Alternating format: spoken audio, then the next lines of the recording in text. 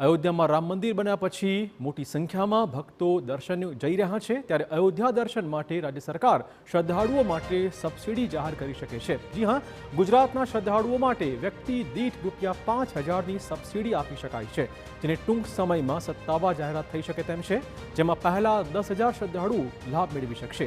જોકે આ માટે ઓનલાઈન નોંધણી કરાવવી જરૂરિયાત છે, જેના માટે 1 ફેબ્રુઆરી સુધીમાં રજીસ્ટ્રેશનની શરૂઆત થશે।